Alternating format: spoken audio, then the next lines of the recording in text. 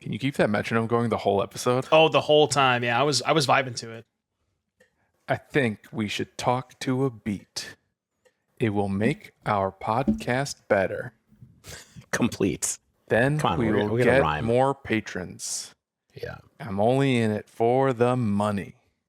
It's 70 BPM, Shane, for what it's worth. 70 BPM seems to be the pace.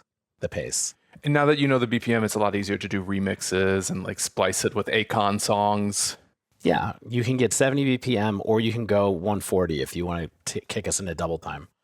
Akon and Young Jeezy and the dive down. What about like an auto-tune metronome? Oh, yeah. I spent some time thinking I was going to be auto-tune guy when I was writing music. I was like, I'm going to do Bon Iver, auto-tune my voice for Emma. It was forever ago. Who's Emma? That's the name of his first EP. Forever ago. Gotcha.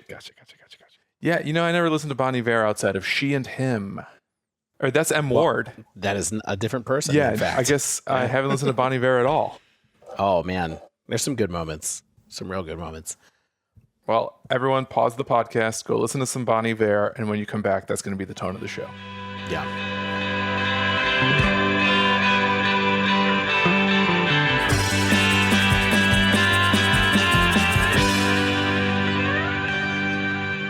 Hello and welcome to episode 307 of The Dive Down, a Magic the Gathering podcast focused on the latest decks, trends, and strategies for the casual spike.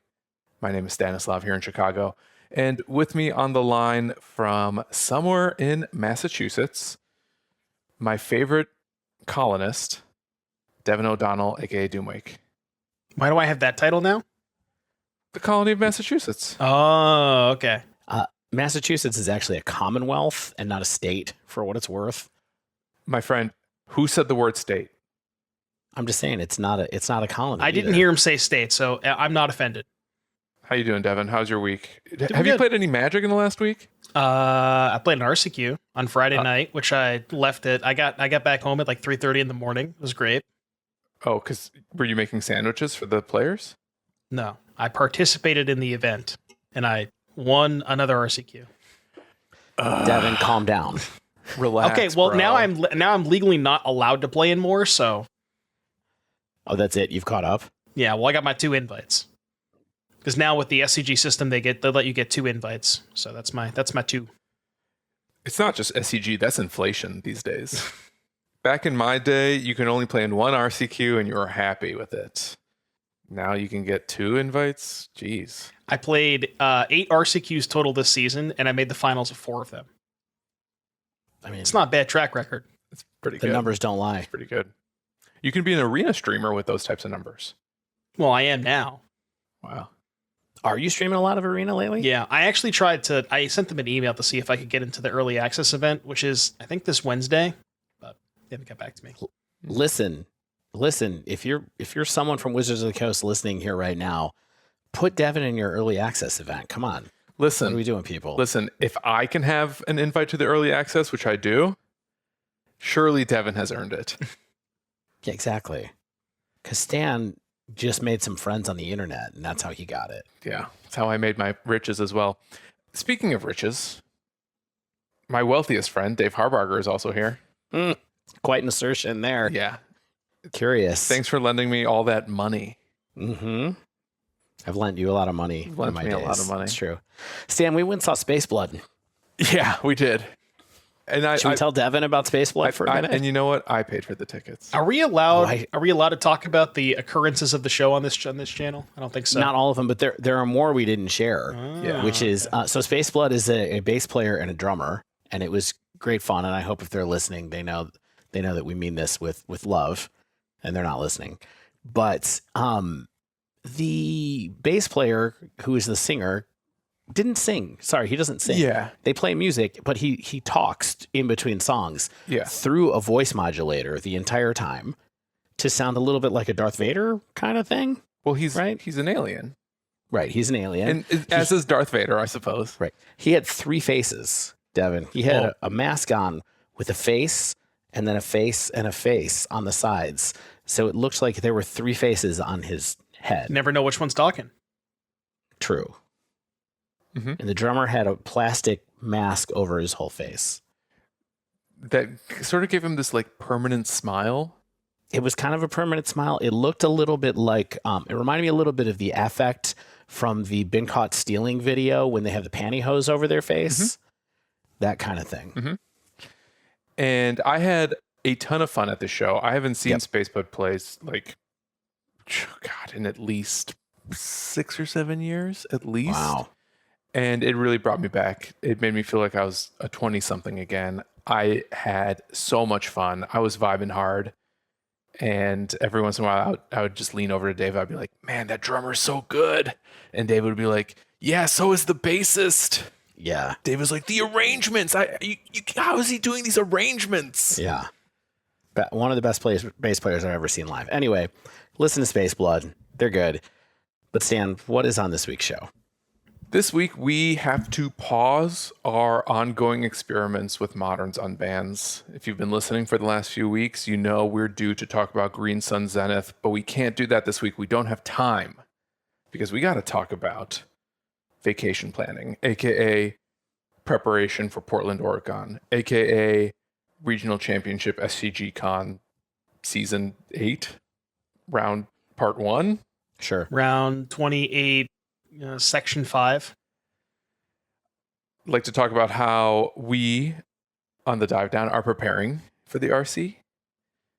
Maybe share some of our predictions for the tournament in general, based on recent results that we've seen in other RCs, as well as NRG this past weekend.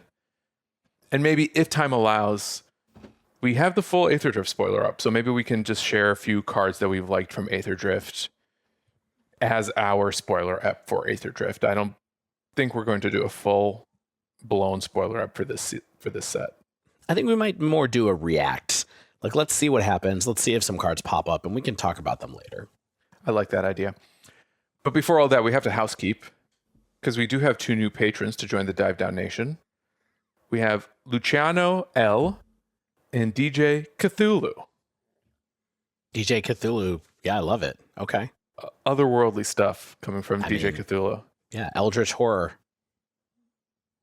And we've been getting some comments about there's been too much mouth stuff on the pod, but the rate of patrons that we've acquired since the introduction of mouth stuff into our banter has been very strong. I think the people want more mouth stuff. No, I can assure you they don't, Stan. And so if you would like to show that you do not want more mouth stuff, go to patreon.com right now, patreon.com/thedivedown, sign up for a tier, and then tweet at us and tell us no more mouth stuff. Yeah. Look, I'm just saying, you don't know what DJ Cthulhu wants, okay? Yeah, that's true. Well, how many mouths does Cthulhu have? I thought it was only one, but maybe it's more. All I'm going to say on this topic is that over the weekend, I was playing a league, and one of my opponents first chatted me GLHF, which is good luck, have fun in the parlance of our times, followed by 5 minutes later, the next message was, Stan, what's in your mouth? Yeah. Unbelievable. More importantly, how did you respond to that? Probably in earnest of whatever I was eating or drinking at the time. Yeah. Yeah. Another perk of being on the Patreon, other than getting into our DMs and influencing what we talk about, is you get to hear more episodes of my sister pod with Shane. What's That in Your Pocket? Our video game show. This past weekend, we released episode 2, where we talk about the Switch 2. We talk about the original PSP. We talk a little bit about Halo Infinite and Mario Paint and Random Access Memories, both the computer chips and the Daft Punk album. Mm-hmm. I thought it was a pretty good episode. I had a lot of fun recording that one. That's great. And if you would also like to look at other ways to support the Dive Down, you can go to our store at thedivedown.com/store.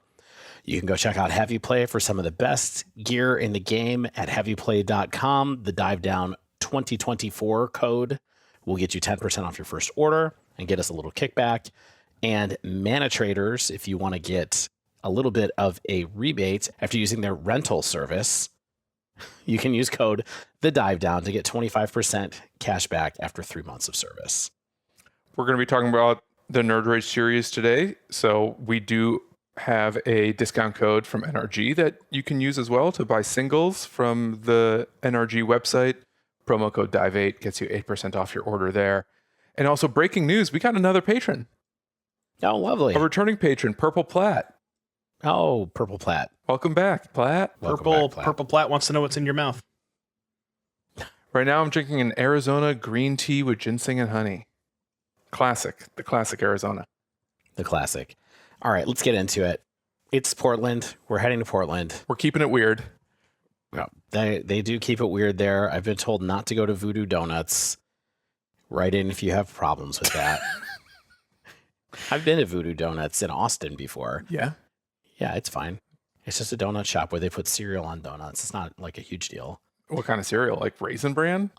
Captain Crunch is the one that I remember, but I also think there might have been a Cocoa Pebbles one. Now I think about it. Tricks. I've been to the one. I think it was in Dallas or somewhere in Texas the last time I went to an event. But yeah, they were decent. I mean, nothing too crazy. Yeah, it was cool. There's apparently better regional options, and maybe we will find them. But the first thing we're going to find in Portland is Stan's feelings about Portland. Yes. Well, because this is the first RC you've prepared for. That's true. I'd love to have a little, just frank conversation between you and Devin and me on the side laughing. Yeah. About how you're feeling about this moment. I like how you framed it because, let me be frank, I've had to be very honest with myself as I've set both goals and expectations. Mm-hmm. You know what I mean? Yeah. Because I've gone through the whole journey of how much do I really want to prepare? Maybe I'm just going there to have fun, to daydreaming about, gosh, maybe I can top 8 this thing.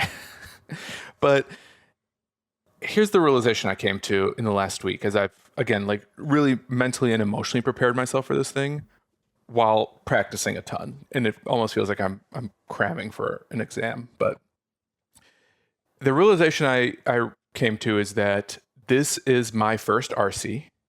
Mm-hmm. Not only that, this is going to be the highest skill level of any tournament I've participated in. Everyone there has at least won an RCQ, or they're chaining RCs. There's going to be pro tour players. There's going to be possibly Hall of Famers, who had to get back on the grind. So the skill differential is going to be massive. And as a result, that's impacted the goals I've set. Okay. Devin, what do you think about that mindset? Does that make sense? So my response to Stan, right, would be a bit of a question. So let's say, I don't know what the head count is going to be for Portland. Let's say it's in the, 1,200 range, right? Yeah. Of those 1,200 individuals, how many do you think are there also in their first RC? At least 50%. There you go. So half of the field is on the same wavelength as you. So the reality of the fact is that in half of your matches, you're going to be at the same parity in terms of your preparation level and your experience within the regional championship. And I think that is a very good way to don't psych yourself out because, a lot of the people here are kind of in the same boat as you. I totally agree. Yeah. And I don't want to make it sound like I'm trying to even psych myself out. It's more of the realization that when you play the RCs, when you play the RCQs, you are playing against people who just kind of showed up because it's a tournament, and you're playing against people who have never won an RCQ. Sure. Here, everyone has that baseline skill level, at least, that they've had to win a tournament to get here. Yeah. That's fair. And I think that's it's important to kind of help humble me.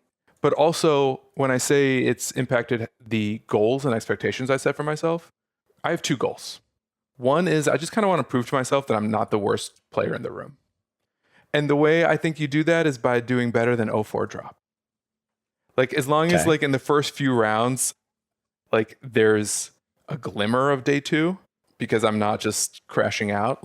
I think that will be good. That I deserve to be there because I'm at least, capable of winning some matches at the RC level. Have you played any of the really, really bigger tournaments back when they had GPs before they got rid of those? Have you played in these kind of marathon events? I played some SCG Opens. I've played maybe one GP, but more SCG Opens than GPs. Okay. And I would do like the full 7 rounds. Like I was there Right. to play. I did not have children, so I could get away for the day. Yeah, so you're kind of So yeah. you kind of understand that it's, it's not really a sprint. It's more of a marathon at the end of the day. Mm-hmm. Yeah, and even beyond that, I talk about this all the time because it's the only time I did good in a big tournament. But the GP that I day two'd, I started out 1 and 2. Mm-hmm. Don't sweat it. And then I broke off 6 in a row to make day 2, and then kind of, I finished 10 and 5 or 10, whatever that was, whatever. I think it was 16 rounds, 15 rounds. But at any rate, so you can recover, you can focus up, and just I kind of think the best vibe here is just like one match at a time. Yep. Right? Like just kind of No doubt. look at what's in front of you. Don't worry about glimmers of anything. Just kind of play the games, because that's what got you there. Yes. Yeah, like to give you an example, when I was in Atlanta playing the Spotlight Series, like I did exactly that. I just took it one round at a time. Didn't really think about anything anything going forward. And then, at the end of round 9, I was like, well, I guess we're here now, but I didn't have that mentality going throughout the day. And, that's a good way to like focus your energy, is just make sure whatever the task at hand is, whatever the matchup is, we could start getting into details in terms of like open deck lists, because that's a big part of it, in terms of like what you want to keep track of. And, maybe we can get into that at some point. But yeah, it's mostly just, one round at a time. That's the most important part. Yeah. And according to the MTG Melee page, you have to win 6 of the 9 rounds. 6 and 3, yep. On day Makes 1. sense. So it's that's why I said, like, as long as I'm not 0-4 drop, like, I think that kind of, again, just sort of proves to me that I have some potential, even though this is my first RC, and every tournament I've ever played at the competitive level, I've done better than the previous one, but I've never played at a tournament of this level. So I'm like fully cognizant that I'm going to do better at my second RC than I do at my first RC, because I kind of have to understand what an RC is like to begin with. Part of that is the open deck list too. Like the only time I've done open deck lists is when I've made top 8 of an RCQ or something else where we were granted that, I guess.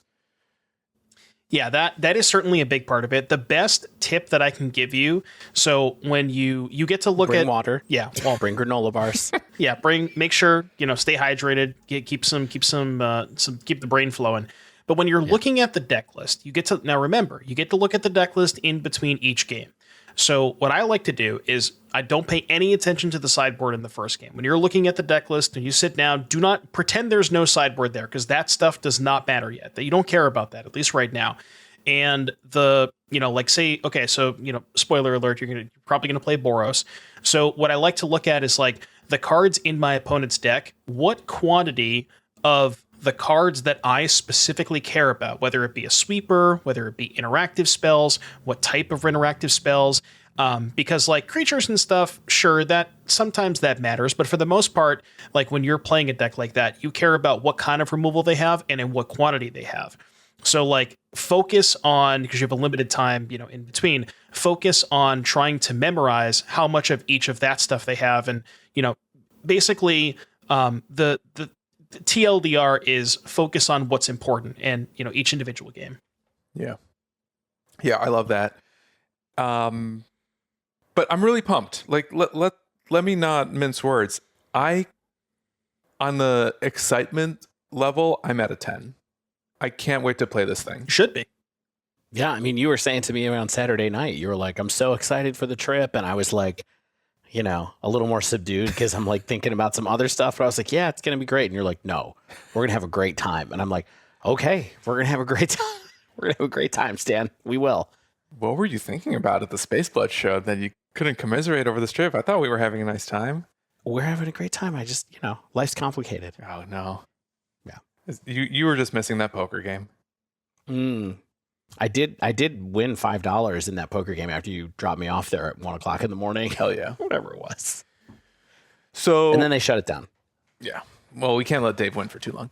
Yeah. All right. So yeah, I'm super pumped. I'd love to just do better than 0-4 drop. And look, if I can run 6x, Hell yeah. If I could day 2 my first RC, I think that's kind of proof that I practiced well and I played well and I got lucky.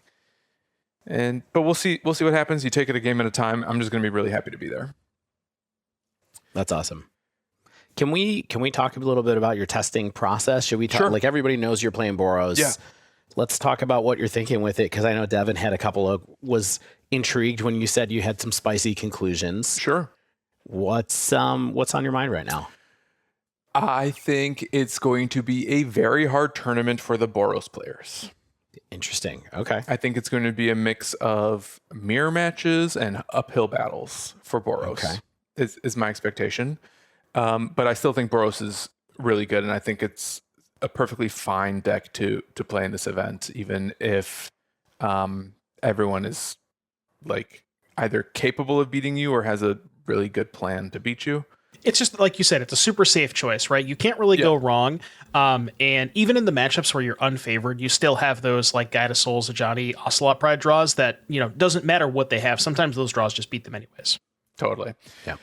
Can we break that down into several pieces though? Sure. You said a couple of things are on your mind, or you're making a couple of assumptions. Yes. Number one, mirror matches. Yes. Let's talk about what you're thinking about in mirror matches right now. How are you feeling about the mirror match? What's your goal in the mirror match? Are you doing anything with your deck list to address expected mirror matches right now? I'm still undecided on Showdown of the Scalds, but I might trick myself into playing one in the sideboard. Okay. I might also have a Wrath of the Skies, which is getting more and more popular, and you can bring it into the mirror, and then you just kind of have to be really careful about it. But otherwise, my plan for the mirror is to just have more aggressive starts and better timed removal and win the coin flip. Okay. It's a good call. I think that's how you win the mirror. I am liking Lithomantic Barrage. Part of my prep for this event has been trying as many different tournament challenge, MTGO challenge, and RC top performing deck lists. And the person who won the RC in Ottawa had a one of Lithomantic Barrage in their sideboard because it's single red that deals 1 damage to a creature, but if that creature is blue or white, it deals 5 damage to that creature. And you bring it because it can kill a frog or an Oculus really efficiently, but I think it's also good enough in the mirror to kill anything that's been suited up with Guide of Souls, or just like any of the white, anything that's, I almost said like not Ragavan, but it kills Ragavan too. So Yeah, the only thing it doesn't kill, I guess, is Flage. yeah, But yeah. everything else pretty much. I mean, it kills a flip to Johnny is something worth pointing out too, right? Like, because it targets a planeswalker, so you're generally going to be able to kill it. yeah. The mirror match is one that I have played a lot. I had to beat the mirror to qualify for this thing. I did some testing with one of our patrons where we just did mirror testing, and I feel pretty good.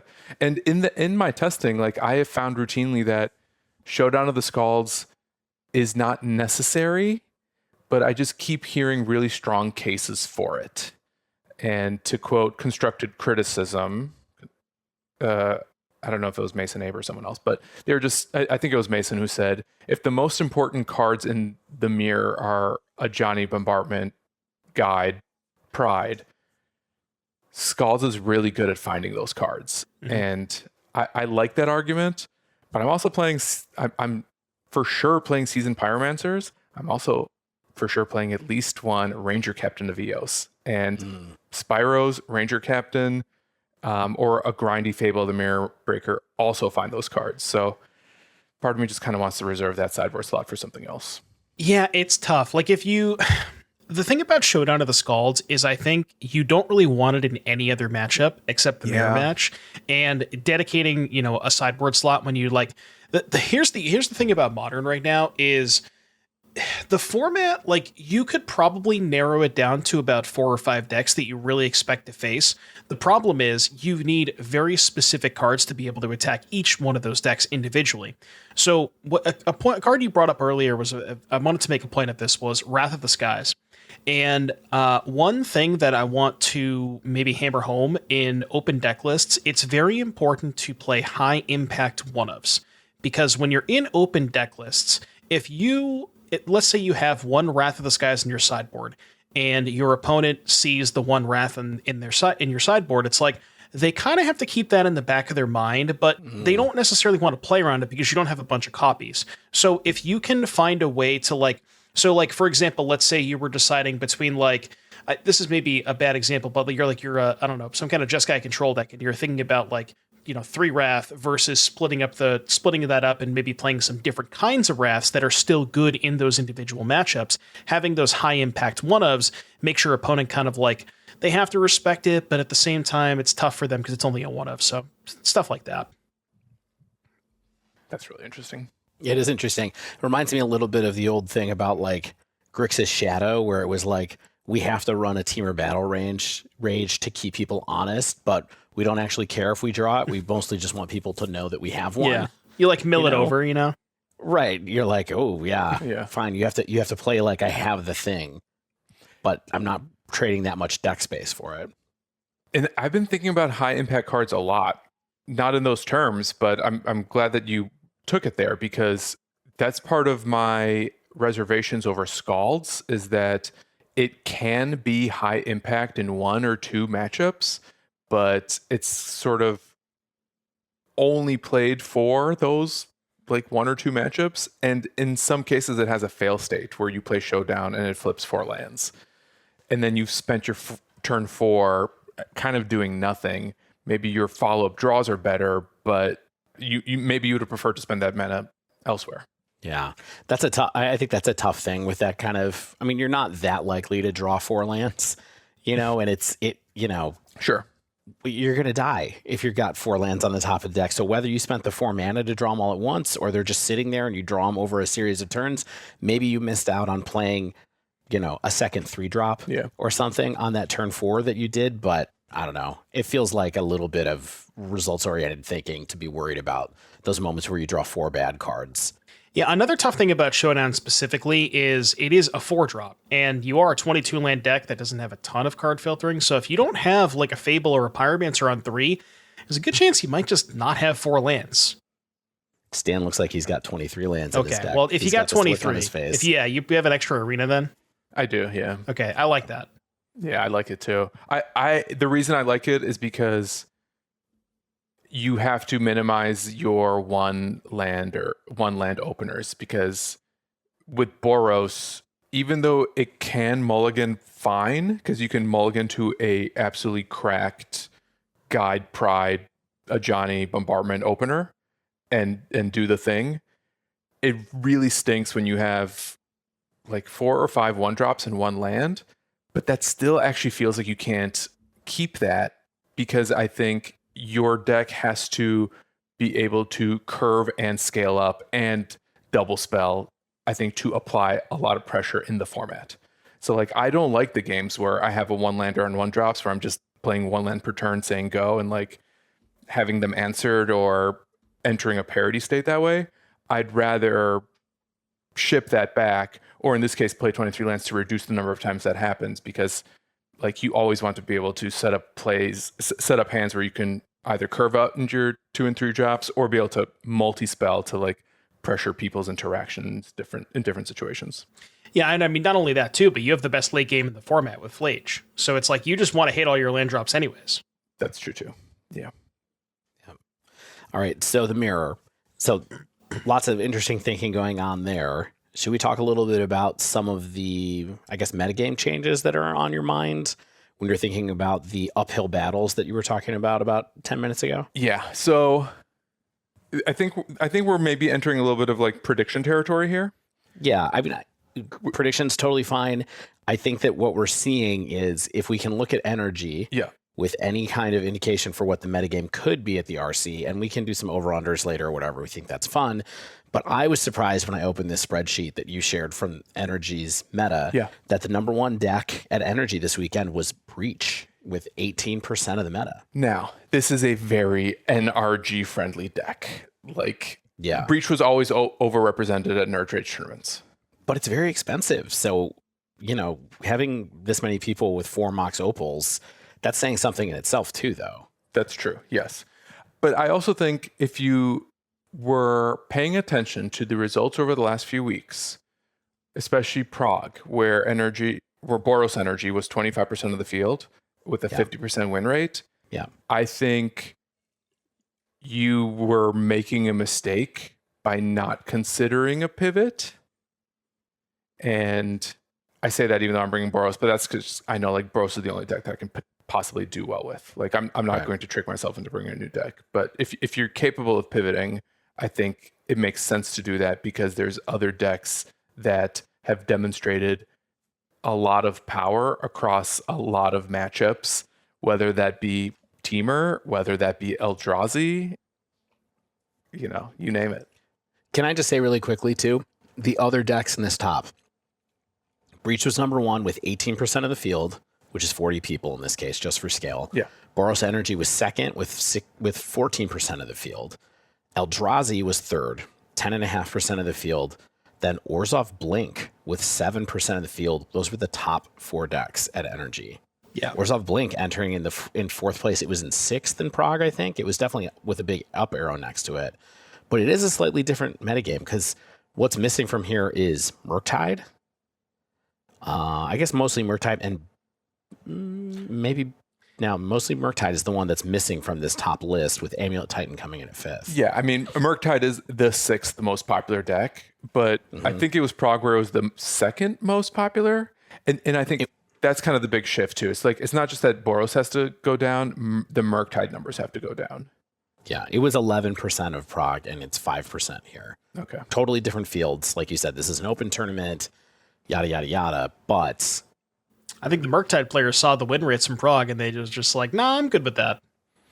Yeah. Yeah. I mean, a lot of them got off the bus. Yeah. And I think, honestly, that's going to happen. Like, if we're getting into predictions, I think that these top 4 decks, the Breach, Boros, Eldrazi, Blink, I think that's kind of where the metagame is settled. And that's probably, like, I'd be shocked if these were not the top 4 decks in Portland. Mm-hmm. Fascinating. So, Stan, with this new kind of meta at the top, we think Breach is an uphill battle for Boros, right? Oh, I know it is. Yep. And then so we can talk about them on their own, or we can just talk about this as a group. What are you changing about the deck to meet Breach, Eldrazi, Blink? So Breach is one of the reasons why I really like Ranger Captain. It's just a flexible creature that gets one of your high impact 1-ofs in game 1 and can be an effective reactive spell against the Breach deck specifically. If you have 1 or 2 Ranger Captains in your deck and you're lucky enough to have it on the board when they cast Underworld Breach, it's Orum's Chant. Like then they can't combo off that turn. I'm gonna throw a brainworm at you. Is there a 1-drop that we can tutor for off of Ranger Captain that like shuts off the Breach player? I don't think there is. I haven't looked for it. Okay, well we'll maybe talk about that later then. Yeah. I'll do some digging for you. Please do. Yeah, Okay. that's really interesting because then I'm almost incentivized to play more Ranger Captains. And you're also doubling up on things that are disruptive then because you have the captain and you have whatever you search. Yeah, but whatever and whatever you search. But we do have Thraben Charms already, which is also really good in the Breach matchup. My bigger question here is, do you need to borrow a Ranger Captain of EOS? Because I have one. I did have 4, but thanks for the offer, but I've got 2 waiting for me at the Cool Stuff Inc. booth. For set for Portland pickup, I had some store creds. Did you use code Doom at checkout? No, I didn't. I'm sorry. It's okay. I'll give you a Rhino token anyways. I forgot. Can I say something about the Breach matchup real quick? So other than it's horrible and I'm prepared to lose. So the important thing here is I think that you kind of want to layer your sideboard cards. The thing about the Breach deck is it's very good at fighting, like, let's say, for example, you're all in on Stony Silence, or you're all in on Graveyard Hate, or you're all in on whatever. It's pretty easy for them to sculpt a game plan, especially like post-board with open deck lists, around whatever sideboard card you're leaning on. So layering your hate, like say, if you were going to play, if say you have 5 or 6 dedicated Breach spots, if you go like just play a bunch of 1-ofs that are all high impact against Breach, kind of what I was saying earlier, Now, that being said, I think Stony Silence is important enough against them that I'd probably play at least 2 copies of those, but I wouldn't want to go like heavier than that on Stony, even if I wanted 6 dedicated specific cards for Breach in the sideboard. Okay. I think after today, literally, and league I played today and yesterday, I think I need 3 Stony, and I'll tell you why. I played a match today where I resolved, I think, 5 different hate cards against them. I played a Wrath, I played a Deafening Silence, I had Ghost Vacuum. I think I had 2 Ghost Vacuums, Jesus. Literally. I played so many hate cards against them. Granted, I could not find a threat. I was only finding cyber cards. All I had was a 1/2 guide, and they had a flipped Tamiyo. So it was a 0/2 guide. But they just played the long game, and they outground me, and they were able to eventually just answer all of those hate pieces. And the Stony might have bought me more time. In this particular deck list, I only had 2 Stonies, but I think it's secretly the most important hate piece, while you also do need to layer it with other stuff. Like, I really like Orum's Chant, and a Ghost Vacuum or a Surgical, I think is really good too. I'm not sure about Draneth Magistrate. Like, that's one where I'm really on the fence, because on the one hand, it does shut off their combo, but on the other hand, it's really easy for them to kill. Yeah, and lists recently have been playing more on Holy Heat, so I think I'd want to be a little bit off of Draneth. The point you bring up about Stony is nice, because it kind of, not only does it shut off the combo, but it also kind of shuts off their setup with Bauble, mm-hmm. right? Because a lot of ways that they fight through all these 1-for-1s and specific pieces of sideboard hate is they just like draw a bunch of cards with Bauble or Tamiyo, and Stony being able to turn off the clues from Tamiyo and the Baubles, like, yeah, and you're right, you still do need to find pressure. You can't give them infinite time, because they will eventually draw out of it. Yeah. Here's another anecdote I want to share with you. Over the weekend, Dave was kind enough to play the bad guy and do some testing with me, where I wanted to experiment with a lot of different cyber cards against Breach. And I put together a deck in Modo where in game 1, it was pre-boarded with Stony Silence and the like. Yeah, we were playing post-board games only. Exactly. And I accidentally entered that deck into a league. Oh, okay. With main deck Stonies. Yes. Did you play against Breach? The good news is I played against both Breach and Belcher. Did you game 1 Stony them? The bad news is it wasn't good enough. Oh, okay. Like, even when you're pre-boarded, that combo is so good. And we're not going to talk about the B word yet, but like, I think that combo is the fact that it can just fight through so much hate pieces, I think is something out of this world. Yeah, and we went 2-2 in the 4-ish games that we managed to play. Yeah. And yeah, I don't know what I'm doing on Breach. And I was a little half in the bag because it was late on Saturday night. But there was definitely a moment where I realized on like turn 4 that I was like, oh, I could have killed you last turn. Right. And so we had some moments. I think you were more than half in the bag, Dave, because it wasn't even on Saturday. Was it Saturday? It was Friday, my good man. Oh, because we hung out Saturday. That's right. That's right. Yeah. Sorry. You didn't bring your laptops to the Space Blood show? Just play Moto? We were at Cobra Lounge, New York with our laptops, just intently staring at each other. All right. I do want to say one thing right now. We're not talking about Aether Drift this episode. Yeah, I didn't think so. Probably not. Anybody who's made it this deep in. Yeah, really making it clear for Shane, who I'm sure is looking at the time, and it's just like, uh-oh. Yeah, he's spoilers? They're great. spoiling now? So we're talking. We talked about Breach. Yeah, and so long story short, I think Breach is probably going to be the second or third most popular deck in the room, and I think it's going to be the absolute strongest deck in the room. I think if I was a better player or had more time to practice, that's the deck I should be playing and learning the mirror match. But again, I'm just being honest with myself that my best chances of doing well at this tournament will be playing the deck that I've been working on for like the last year, and I'm just sticking to that and planning to have a great time. That's fine. All right, Eldrazi is the next one. So Devin was just flashing up a bunch of Eldrazi cards in camera a minute ago. It's the deck that last week Devin said he was going to be working on. It's third, Yes. I think we expect it to be third. And Stan?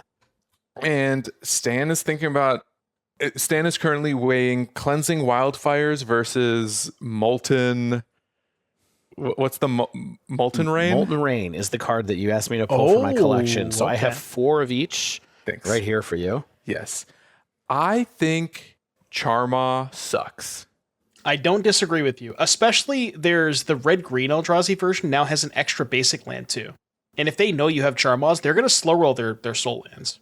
Yes. I had a nice conversation with Bob and Cheese where we came to the same conclusion, and he shared a screenshot with me where he had a Charma stuck in his hand, and they just had one soul land, a bunch of forests, and then they cast a 7-drop after that. It's just like, I've been trying Charma for months. It just is never good enough, and I would rather play a Stone Rain.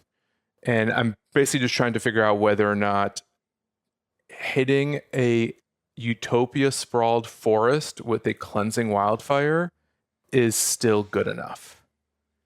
Seems pretty good to me. You get to draw a card, and they get a land back. They get a basic though. They have to search up a basic. Right, but so I'm hitting a basic, so they have to search up a basic. Right. But again, like I'm spending 2 to take them down on 1 mana. It does replace itself. Like it's I don't know. It's basically that versus Ragavan plus Molten Rain for like possibly turn 2 land destruction. Because again, like Blood Moon also I think is just not good enough. But go ahead, Devin. Yeah, Blood Moon. I was going to mention that too. That you bring it up. Blood Moon not great if they have a bunch of forest, and if they're the 2-color version, they mostly don't care about it anyways. I'm gonna introduce some brainworms into your mind, okay? So this is what you're here for. So hear me out. So I was listening to the Jerry T and Dave Shields podcast the other day, and Jerry was talking about Fulminator Mage being a sideboard card against the Eldrazi deck, right? Because Fulminator, similar to Molten Rain, whatever. It doesn't blow up like the Molten Rain just destroys any land if it was a non-basic deals too, right? Correct. Okay, so you can blow up the basic land. But the nice thing about Fulminator is if you're already on the Ranger Captain plan, you can play Jolted Awake, which is the energy unearth, to then Jolted Awake rebuy Ranger Captain, and Jolted Awake Fulminator is an insane plan against Eldrazi too. Who has room for Jolted Awaken? Well, that's finding room for it. That's the tough part. But I'm just saying that if you're interested into a Stone Rain, which I don't disagree with you, because I think Charma sucks. I've been feeling that same way for a while. It just gets stuck in your hand too often. As far as like the Wildfire versus Molten Rain, I mean Wildfire is better on the draw, but because they have enough basics to kind of play through it, I feel like I'd maybe rather just have Molten Rain. I want to back it up 1 second to a couple of things that we've said here, which is just that Blood Moon is not good enough. Yeah, no, it's not. Right? Like that's kind of a big thing that maybe people who aren't paying a ton of attention aren't caught up with yet. Am I right? Sure. Yeah. They got too many basics. They got talismans. They can easily play through a Blood Moon. And are we not worried about Titan or other decks that are very susceptible to Blood Moon? So I think Breach is not susceptible. Like I think Blood Moon's bad against Breach. Okay. Because they have the Moxen. Like they can just play through a Blood Moon often, no problem. I don't think Orzhov Blink cares about Blood Moon because they've got Aether Vial. Right. I'm really just looking at Eldrazi and Titan when I bring that up. But. Yeah, I don't think Titan's going to be a big enough representation. No, and I also think Titan sort of loses to itself sometimes because you have such a fast clock. Sure. That like they might not be able to set up their like weird graveyard combo through your game 1 interaction that you already have. Yeah.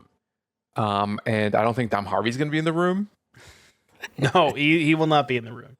So I'm not like I'll have my sideboard guide for Titan just to save the brain power on the day so I don't have to think about what to take in and take out, because that's really the hardest part and why I like sideboard guides just in general as an aside. Like I don't want to spend any brain power thinking about like what's bad in this matchup, what should I be taking out, even when it's obvious what to bring in.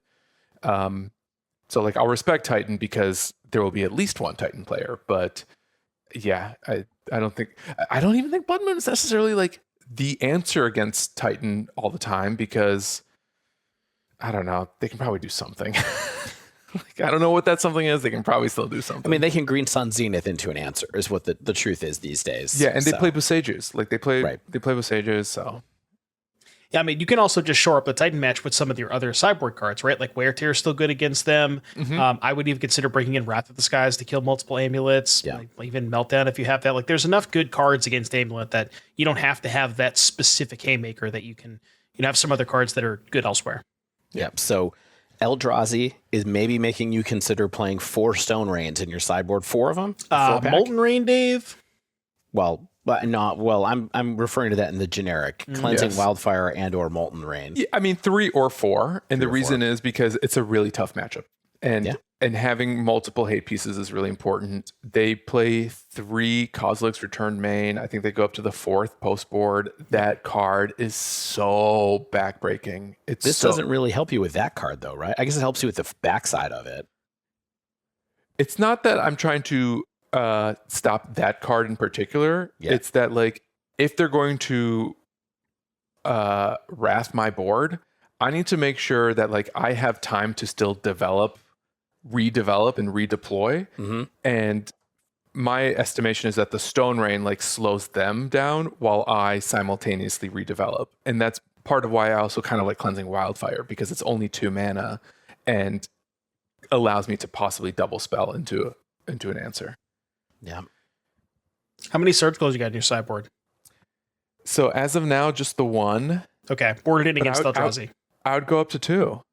You think it's good against Eldrazi? 100%. I think that is one of the easiest ways for you to beat them is if they mill over a Kozilek's Return early on off like a Rumble or something, or they just happen to cast one early, you can like maybe bait it out a little bit. If you surgical their K returns, I actually think like that helps. It just improves the matchup so drastically.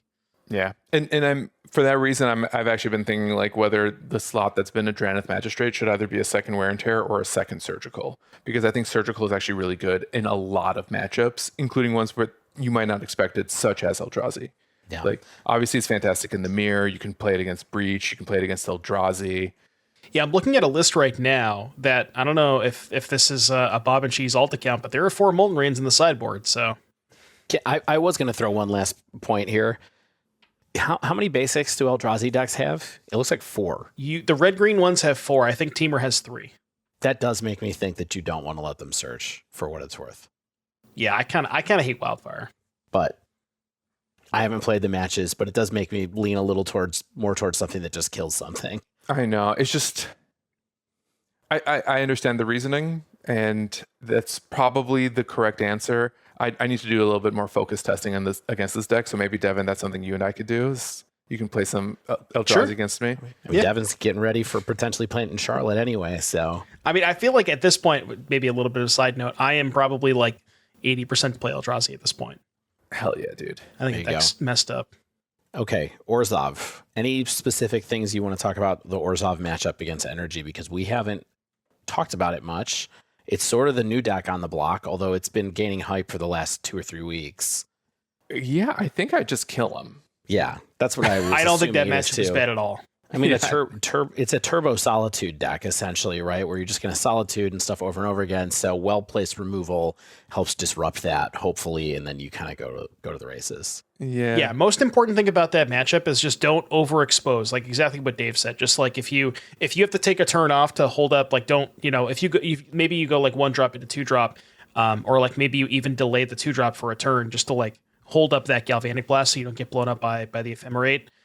Just play patient against them. Yeah. I haven't played the matchup, but the numbers seem good, and yeah, I don't think it's going to be as popular as Eldrazi and Breach either. No, I mean, if Energy is any indication, it's right there with Eldrazi. But is it an indication? I don't know.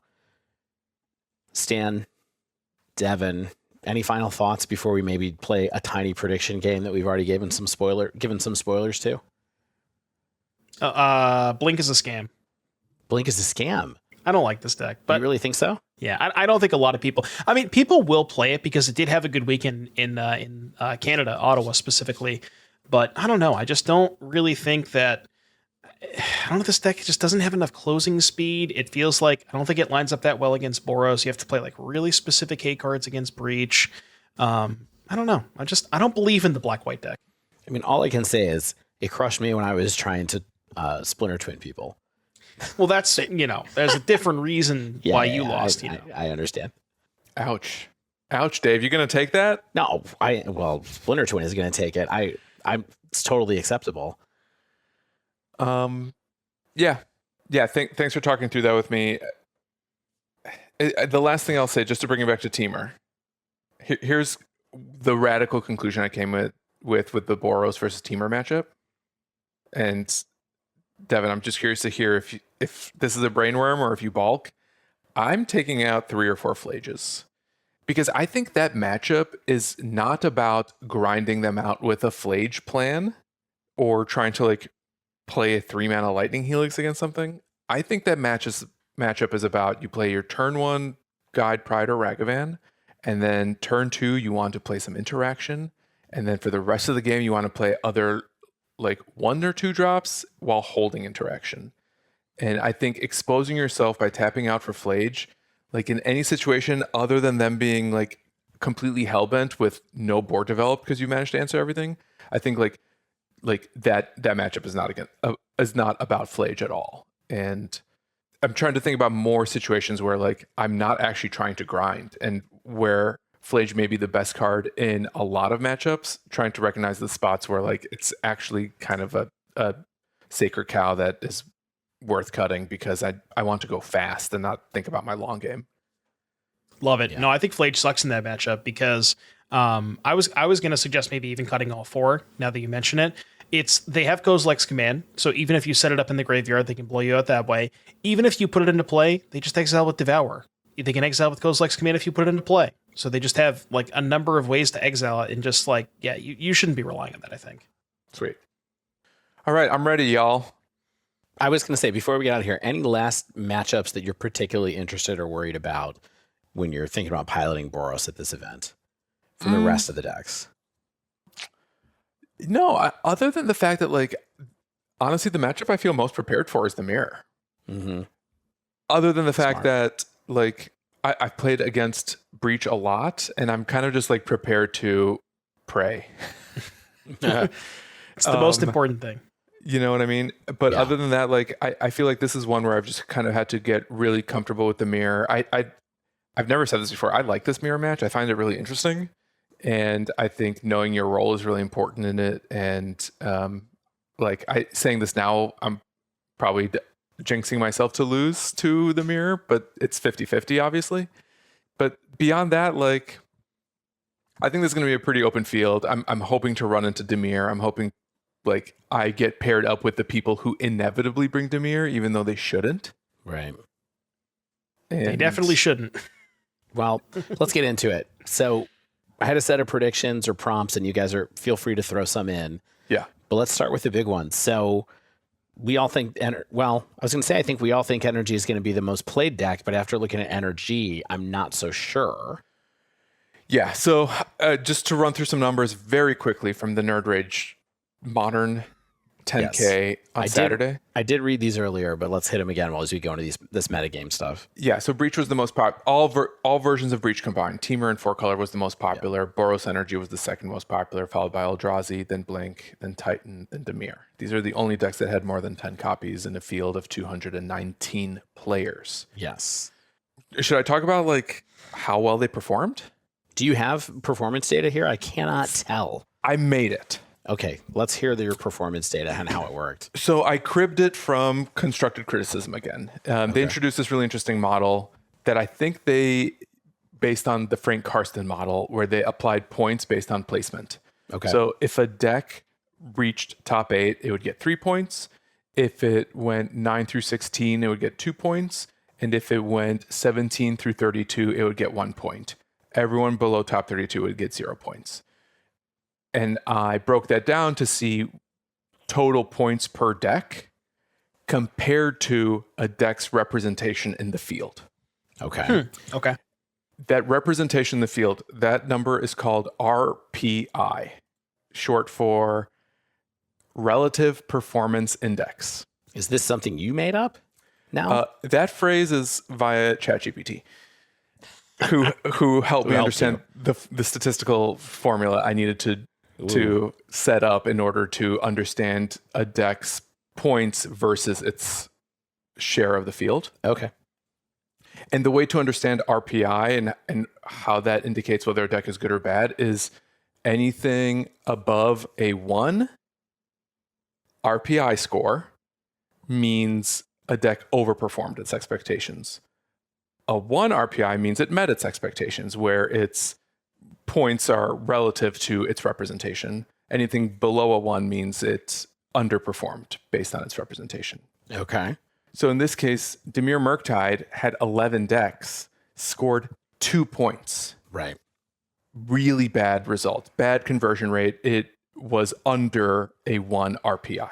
Okay. It was actually 0.72 to be specific. Okay. All right, this is a little complicated. I'm going to try to avoid numbers from here on out, but I think math it makes sense. Bigger RPI numbers are good, but less than 1 is bad. Yeah. So if Stan says something less than 1, it means the deck was bad. Yeah. And you also have to factor in what's statistically significant. Sure. The highest RPI at NRG was Affinity. There were 3 players, but they scored only 2 points. So they had a really high RPI, but it's statistically insignificant. Jund Saga is in a similar boat. There were 4 Jund Saga decks that scored combined 2 points. Like, you can't really count that. I mean, listen, if you're a person who likes to play a rogue deck, maybe these are okay. You know, we did have someone go 1,000,000-0 with Jund Saga in Prague as well. Yeah, they almost top-aided. Exactly. So if you're up for something spicy, maybe that's what you're talking about. But we're looking at the broader. Yeah, that's what this does look at, is that like there were very few people who brought this deck, but those that did actually went deep with it, and maybe you can consider that as well. But of the decks that did have a statistical significance, the 3 biggest numbers were Eldrazi, Breach, and Boros, and all 3 of those decks performed well. Boros performed the worst of those 3, where it was a little bit above its expected representation it was 1.4. Fine. Compared to Eldrazi and Breach were 1.7. So like they converted really well into top 32. The other deck that is kind of a surprise is Ruby Storm converted fairly well based on its representation. So there were 7 players. One of them made top 8, I believe. Can I ask you guys a question about this really quick? Mm-hmm. If there's more Breach and less Boros slightly and more Eldrazi, is Ruby Storm better against Breach and Eldrazi? Do we have? It does make me wonder a little. I don't know. I don't know if the Ruby Storm deck is actually faster than Breach. That's what I was trying to figure out, because like how often does it win on 3? I think it's like roughly the same Goldfish. Yeah. But the Breach deck can win on turn 2. I mean, it can win on turn 1 technically, but I haven't plotted that out. It can. That's funny. All right. Well, Stan, I think this is super interesting. Yeah. And if to talk about Orzhov Blink, which was pretty well represented, like it underperformed a little bit. It was just under 1 RPI, meaning like close to its expected results, but even a little worse than that. So maybe it has a poor Breach matchup. The Europe data suggested it had a poor Boros matchup. I will learn to respect Blink when I'm forced to, but I've never paired against it, and you should be fine against it. I think a matchup is fine for Boros. Yeah, I think Energy beats the creature decks. Like that's kind of Energy's thing. It's the creature deck that beats the creature decks. I mean, like I said, just watch out for them playing Ephemerate at stupid times. Yeah. And you won't get blown out. Yeah. Okay. Last thoughts. Going into it. Will Energy be the most played deck this weekend? Yes or no? Stan? Yes. Oh, Devin says yes. Stan says yes. I think it will be. I think it will be too. Oh, it was 25% of the field in Prague. Will it be above or below 17.5% of the field? I say below. Over. Easy. Devin takes the over. I think it's going to be closer. I think decks 1 and 2 are just going to be closer than they were in Prague. I think rather than like 25 and 15, whatever it was, I think it's going to be like 16-13 with a bigger other, because there's going to be more like Storm and Amulet heads and like people trying to pick up both Blink and Eldrazi as well. So, Stan, you just pegged Breach, I'm assuming, at 13% in that statement that you said. Devin, over under, Breach over under 13%. Kind of want to take the over. I kind of want to go like 21 to 22 Boros and 15 to 16 Breach. Okay. That's what I'm thinking. I think the other is going to be a little bit smaller than that. Basically, I think that there's 4 good choices for the weekend. Maybe 3.5. I don't think Blink is that good, but I think there's Breach, Boros, Eldrazi. I think those are 3 good choices. Now, people obviously will still play other decks, but I think those are going to be like those 3 combined. I would say probably in the 40 to 45% range. So you put Eldrazi at 10ish then? Yeah, around there. Yeah. Mm-hmm. Okay. I think there's some dark horses too. Like I think Goryo's is an interesting dark horse. With Dimir going down in numbers, like I'm kind of interesting to see what the Goryo's players whip up, as well as Belcher. Mm-hmm. Like while Belcher I think suffers to some of the same hate that Breach does, Belcher being the blue combo deck, I think it puts it in this interesting position where it can both interact on the stack and combo off, while also having a really good Boros matchup. So those are 2 decks that I kind of want to keep an eye on. Okay. I guess the only question I have left for a fun prediction game is, I guess 2. What do you think is going to be the most disappointing deck out of our top 6, let's say? Still Dimir. Dimir will find a new way to disappoint us. What if you can't choose Dimir? It's already Blink? disappointed you too much. Blink? See, I would say Blink, but I kind of already assumed that Blink is going to do terribly, so I don't know if it would necessarily be a disappointment for me specifically. Okay. But what would disappoint you that you think might happen? what would disappoint me? That's kind of tough. Boros being less than 20%. Okay. And then finally, called shot. What deck is going to win the RC? Just randomly pick one. Whatever you believe. I'm going with Breach, to be clear. I think it's Eldrazi's time. Okay. I'm going to say Boros, but not like there's a third color involved. I don't know if it's blue or black, but I'm going to say Boros with either blue splash or black splash. Okay. Very interesting. All right, Stan and listeners. Actually, more listeners than Stan. You know, Stan and Shane and I are going to be in Portland. Yeah, Shane's going to be there. He lives. He does live. He's alive? We're going to be hanging out. We're going to be doing stuff. I will be playing side events mostly on Friday, I believe. We'll see what happens on Saturday. I'm considering pre-releasing for what it's worth. We'll see what's open. The decks I'm taking with me, if anybody cares, are Zoo and Teamer Twin will be what I will be playing for the weekend. You should play some LCQs. Yeah, no, I have time on Friday. Oh, so hell yeah. That's actually what I will be doing. Let's go. Devin, do you think it's a good or bad idea for me to play some LCQs just to have like some last minute paper testing with the deck? It's probably fine. Just don't like overthink it. You know what I mean? Don't like. Yeah. But yeah, I think it's fine. Just get some. Like, Get don't some let reps the in. result of a single elimination Correct. tournament impact my play on the day. Yeah. Don't sweat it. You know. Yeah. But the reason I bring all this up is we will be hanging out. Please come and say hello. Oh yeah. Stan and I will potentially be carrying some boxes with us.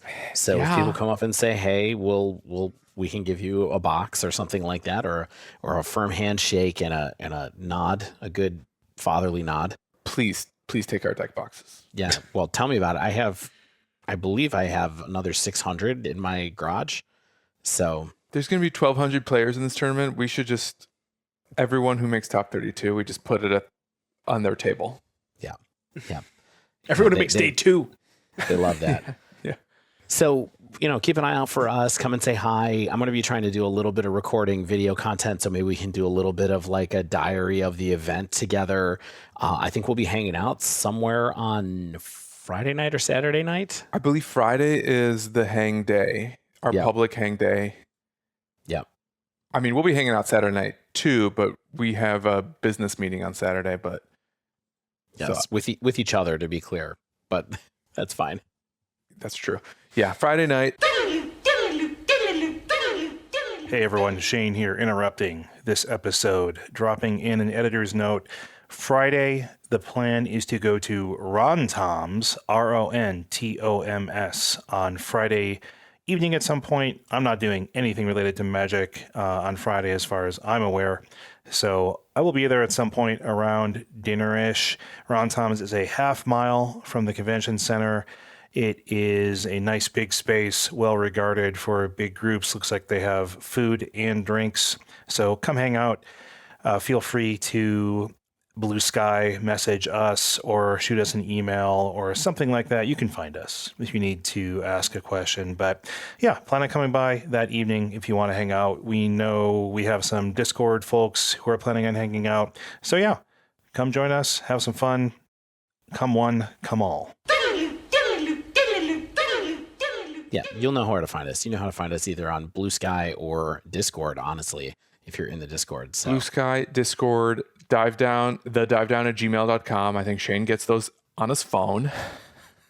I don't know why he would do that to himself, but I believe you're right. He likes the junk mail. I know. He likes knowing that there's a really cool new tool for YouTube analytics. Yeah.